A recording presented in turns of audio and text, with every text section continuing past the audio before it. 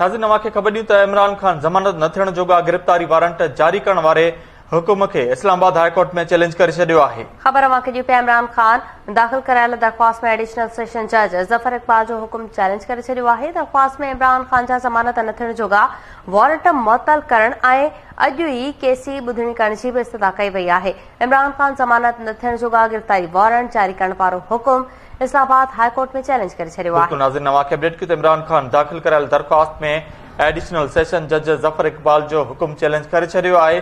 दरख़्वास्त में इमरान ख़ान जा ज़मानत न थियण जोॻा वारंट मुअतल करण ऐं अॼु ई केस जी ॿुधणी जी इस्तदा कई वई आहे।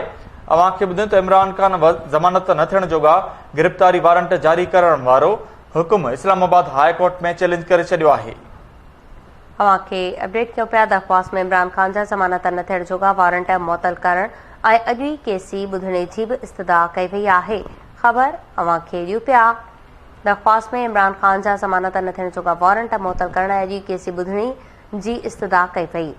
बिल्कुल नाज़रीन, इमरान ख़ान दाख़िल करायल दरख़्वास्त में एडिशनल सेशन जज ज़फ़र इक़बाल जो हुकुम चैलेंज करे छॾियो आहे।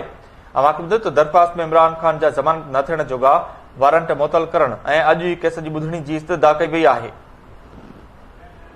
इन हवाले सां वधीक तफ़सील लाइ असां सां लाइन ते मौजूद आहे केटी न्यूज़ जो रिपोर्टर इब्राहिम कुंभर। जी इब्राहिम, अपडेट कजो।